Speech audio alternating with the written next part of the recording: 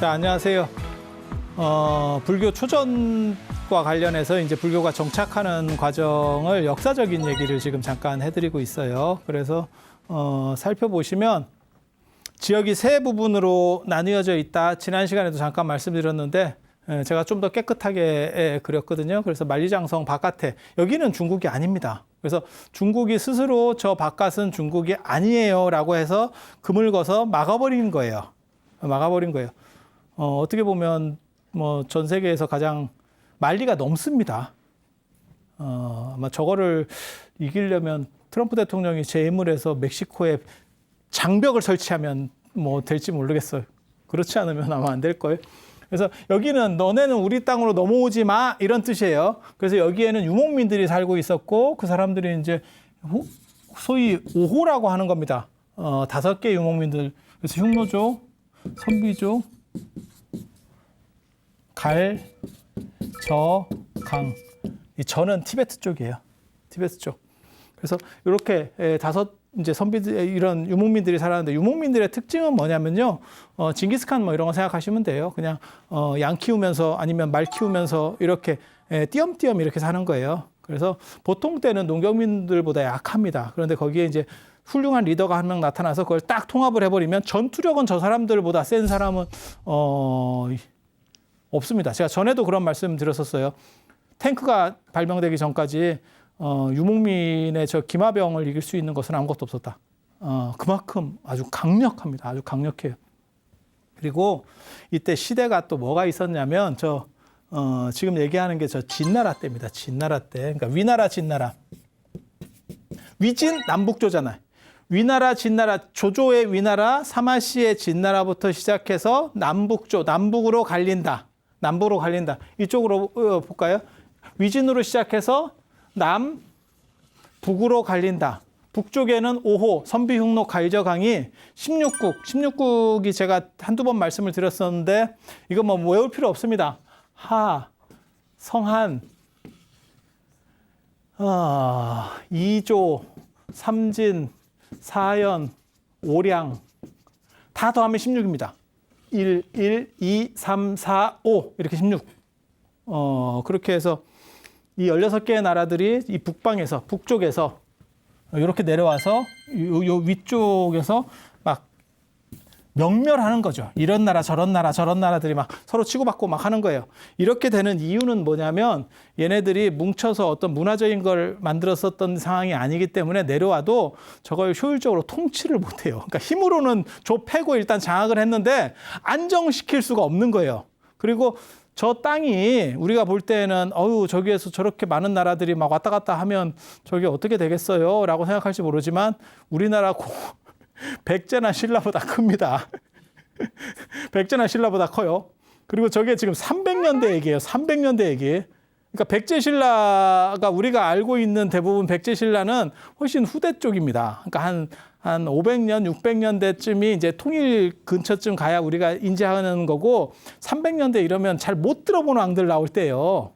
생긴 지 얼마 안 돼가지고 물론 생긴 거는 기원 전후에 생겼는데 그때까지 이제 조금 이제 좀 커오고 이제 불교가 이제 들어오기 시작하고 뭐 이런 정도 상황이라고 보시면 돼요. 그때 유목민들, 농경민은 어떤 제도를 만들고 뭘 갖추고 이런 거를 제도적인 거를 하는데 유목민들은 그냥 말 타고 다니면서 양이나 키우고 소나 키우고 이렇게 띄엄띄엄 살던 사람들인데 힘 세다고 내려와서 좁히고 나라를 만들긴 만들었는데 이걸 어떻게 관리할까? 이런 상황이 벌어지는 거예요. 그래서 여차에서 조금만 실족하면 또 딴 나라가 샥 넘어오는 거, 또 싹 나오는 거, 싹 나오는 거고 무슨 뜻인지 아시겠죠? 그리고 땅이 워낙 넓으니까 여러 나라가 동시에 존재해도 아무 문제가 없어요. 아무 문제가 없어요. 그래서 이렇게 되는 거고 그게 이제 북쪽에 5호 16이라고 있는 거고 그다음에 남쪽으로 내려가서 오나라부터 송고는 오나라부터 오, 동진, 송, 제, 양, 진 이게 다 남경의 수도를 둡니다. 지금 현재 남경. 그래서 이걸 이제 6조라고 합니다. 조금 복잡한 것 같은데 그냥 간단하게 말씀을 드릴게요. 사마염의 진나라가 여기를 이제 패권으로 잡았거든요. 여기가 중국이에요. 여기 중국 아니고 여기도 중국 아닙니다. 여기는 그냥 오랑캐들이고 여기는 남쪽에 약간 야만인들. 그러니까 쟤네도 중국이야? 뭔가 우리 이렇게 뭐 비하하는 건 아니고 조선시대로 얘기하면 뭐 함경도 이런 쪽이 있어요.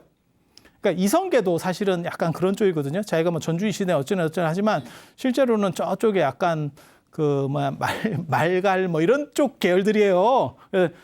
그래서 뭐 이질한 뭐 이런 사람들도 다 그런 유목민 계열이죠. 전통적인 귀족이면 수도 근처에 있죠. 누가 처음 맨 끝에 조선시대 때도 거기가 우리 땅인가 어쩐가 뭐 이렇게 하던 시절이거든요. 그러니까 세종 때쯤이나 돼야 제대로 편입되는 거고 그런 상황인 거죠. 그래서 여기는 완전히 유목 땅인 거고 여기는 저거는 우리나라 사람도 아니야. 이렇게 보고 있을 때. 예, 그렇게 보고 있을 때요. 그리고 그게 가능한 게 뭐냐면 중국은 땅이 워낙 크니까 이것만 갖고도 충분한 거예요. 굳이 여기까지 해서 뭐 하냐? 이런 생각이 있었던 거예요. 근데 여기서 이제 위나라 나중에 이제 송건이 내려가면서 이쪽을 개발하게 된 거고 그래서 요렇게 저 진나라가 들어섰을 때는 요렇게 먹었는데 여기는 2등 국민입니다. 이쪽은. 여기가 1등 국민, 여기 2등 국민. 여기는 매롱. 이렇게 보시면 돼요. 1등, 2등, 매롱. 근데 시절이 바뀌면 나중에 어떻게 되냐면요. 여기가 1등이 돼요. 훨씬 뒤 얘기입니다. 훨씬 뒤 얘기. 해능 스님이 여기 출신이거든요. 이쪽 출신이에요. 광동성, 홍콩 있는데 해능 스님도 완전 촌놈 취급당해요. 그때도 오조 홍인 스님한테 갔을 때 뭐라고 듣냐면 야 오랑캐에도 불성이 있냐? 갈묘라고 돼 있거든요. 한자로는 갈묘. 그게 야 그 동네도 사람 사냐? 거기 뭐 제대로 된 사람 있어? 이렇게 얘기했다는 그 대목이 나올 정도니까 그러니까 당나라 중기 정도까지도 여기 제대로 된 사람으로 평가를 못 받는 거예요. 근데 이제 송나라 때가 되면 송나라가 쫓겨서 내려가거든요. 남송으로. 그때 이제 여기가 1등 국민 비슷하게 한족들은 전부 쫓겨 내려가는 거예요. 유목민들한테 두드려 맞고. 그래서 본토가 되는데 아무튼 조조의 위나라 때까지는 여기가 중심이에요. 그리고 사마염의 진나라도 여기가 중심입니다. 그리고 수도는 낙양 쪽, 낙양 장안에서 왔다 갔다 하는 거예요. 주나라 동주 시대, 그러니까 춘추 전국 시대부터 낙양이 이제 수도로 떠올라서 이 근처가 이제 딱 봐도 여기 수도 하고 싶지 않아요? 딱 보면. 왜냐하면 이게 전체를 이렇게 커버하면서 여차하면 군대를 내서 어떻게 저렇게 해보겠다. 중앙에 있는 거죠. 우리식으로 말하면 충청도입니다. 지금 현재 우리나라 상황으로 봤을 때는 그래서 우리도 세종 뭐 어쩌고저쩌고 했었잖아요. 그렇게 해서 열심히 옮겨놓으니까 지금은 그런 시대가 아니에요. 굳이 그렇게 옮길 필요 없어요. 또 이렇게 됐잖아. 좀 복잡하죠, 이게. 그래서 요 세 등분이 있다라고 하는 걸 기본적으로 알아두세요. 이렇게. 그리고 얘네가 정통이에요. 그런데 지난 시간에 말씀드렸던 파랑의 난으로 인해서 이게 이제 동진으로 내려가는 거거든요. 결국 이쪽이 몰락하고. 거기는 두 가지 이유가 있습니다. 두 가지 이유가. 지난 시간에 말씀드린 것처럼 이 사람들이 집권하기 위해서 얘네 유목민들을 용병으로 끌어내렸어. 너네가 좀 도와주면 내가 뭘 해줄게. 이런 식으로 해서. 지는 것보다는 지면 날아갑니다. 이게 한번 끊기면 붙일 수도 없고 뭐 어떻게 하겠어요. 그러니까 뭐 어떻게 해서라도 살려고 하는 거죠. 또 뭐가 있냐면 그 전의 사건들을 사람들이 잘 몰라. 근데 그 전에 무슨 사건이 있었냐면 이 파랑의 난 전에 무슨 사건이 있었냐면 기후때가 별로 안 좋아집니다. 상황이. 그러니까 언제나 중세 유럽도 마찬가지고 큰 역사적인 흐름의 변화가 있을 때 소빙기예요. 소빙기. 약간 추워요. 지구가 여러분들하고 비슷합니다. 여러분들하고는 안 비슷하구나. 조금 젊은 여러분들하고 비슷합니다. 갱년기. 그래서 지구가 그냥 온도가 일정한 것 같지만 실제는 약간 더웠다 차가웠다 이게 이제 반복하거든요. 이렇게 조금 더워졌다 뜨거웠다 하면 계속 더워지는구나. 그건 온실하고 아무튼 더웠다 찼다 이렇게 조금씩 변동이 있어요. 그래서 조금 추워지면 무슨 일이 벌어지냐면 유목민들의 이동이라는 게 발생을 할 수밖에 없어요. 왜냐하면 풀이 안 자라요. 유목민들은 풀을 이렇게 뭘 해가지고 가축을 키워야 되는데 풀이 안 자라. 그러니까 유목민들이 역사적으로 대규모 유목민들의 움직임이 있어요. 뭐 훈족의 이동, 뭐의 이동, 뭐 이런 식으로 나오면 그게 대부분 다 그런 기후적 영향입니다. 그때 리더들은 두 가지를 생각해야 돼요. 이게 조금만 더 버티면 계절이 좋아지겠다, 따뜻해지겠다. 이러면 안 움직이는 게 좋고 그런데 그럴 줄 알았는데 이게 한 1, 2년 더 가네? 이러면 이쪽이 굶어 죽습니다. 완전히 굶어 죽습니다. 굶어 죽으면 어떻게 되냐면 세대 교체가 되는 거죠. 그러니까 집권층들이 완전히 뒤집어지는 거죠. 백성들이 그걸 냅두질 않거든요. 그런 문제가 벌어지는 거예요. 그렇게 버텨. 그게 맞는 건지 이번 기회에 싹 바꾸는 게 체질을 가리를 해야 되지 맞는 건지 그걸 이제 판단을 잘 해야 되죠. 리더가. 그 판단에서 조금만 삐끗하면 골로 갑니다. 골로 갑니다. 그래서 이것도 마찬가지예요. 그렇게 이제 기후때가 안 좋아지면 요 만리장성 밖에는 밭농사가 안 돼요. 여기는 밭농사 지역이고 여기 논농사 지역이고 여기는 그냥 유목 지역이에요. 풀만 나, 풀만. 농사는 절대 안 돼요. 그 강우량 때문에 그래요. 강우량 때문에. 그래서 여기서 이제 그나마 풀도 제대로 안 자라니까 뭐 계속 굶주리면서 밑으로 내려오겠죠. 남하하겠죠. 근데 만리장성에 걸려서 잘 못 넘어오는 거죠. 힘이 있으면 자기네들이 그다가 리더가 있고 힘이 있으면 딱 어떤 사람이 챙겨가지고 공격 들어가자. 약탈이다. 이렇게 하면 문제가 없는데 또 딱히 또 그런 사람이 없어요. 그런 영웅이. 그러니까 어떤 일이 벌어지냐면 요 밑에 이 진나라 때 위나라 진나라 마찬가지예요. 이때 사면하기 유행하는데 마찬가지입니다. 이때 이게 귀족 중심으로 재편되면서 일하기가 싫은 거예요. 우리식으로 말하면 3D 업종. 지금 여러분 세대에는 일자리만 있으면 다 했었던 시절이고 그러다가 전 대통령이 젊은 사람들 일자리 없으면 중동을 한번 가보든지 했다가 욕 태바지로 먹고 그 세대는 중동을 갔던 세대고 아니 그렇잖아요. 그 위에 세대는 독일도 갔어. 생각해보면 독일도 가고 하와이 가서 사탕수수 농장도 갔었고 뭐 오만 대 다 갔어요. 중동은 양반이었습니다. 그런데 지금 애들한테 중동 얘기를 하니까 네가 가라 하와이 이렇게 애들이 들고 나온 거죠. 그렇게 좋으면 네가 가 이렇게. 그러니까 상황이 다른 거죠. 그래서 일자리가 없느냐가 아니고 일자리는 있는데 원하는 일자리가 없는 거죠. 정확하게 말하면. 아무거나 해서 내가 힘든 일이라도 다 해서 먹겠다라고 하면 할 수는 있는데 지금 그런 거는 꺼려하는 시절이 됐잖아요. 그래서 외국 노동자들은 들여와야 되고 지금 상황이. 그리고 실업률은 크게 나아질 게 별로 없고 이제 복잡한 거죠. 이때는 뭘 썼냐면 얘네들이 이렇게 개인적으로 조금씩 이렇게 굶어갖고 오니까 싼 값에 얘네를 기용을 하는 거예요. 하인으로. 이해가 되시죠? 그래서 뭐 임금 한 3분의 1이나 주고 뭐 10분의 1 매겨만 줘도 고마운 줄 알아? 이런 식으로 사람을 부린 거예요. 그래서 이쪽 애들이 많이 내려왔죠. 이쪽 유목 계열들이. 근데 이분들이 대부분 체력이 좋습니다. 몸이 좋습니다. 유목에 말 타던 사람하고 농사 짓고 이렇게 시나 쓰고 있고 이러던 사람들, 별년문 쓰고 이런 사람들 이게 체력이 다르죠. 그렇지 않을까요? 그래서 비리비리 하니까 데려다 쓰니까 이게 굉장히 일도 잘해요. 싼 값에 일도 굉장히 잘하네.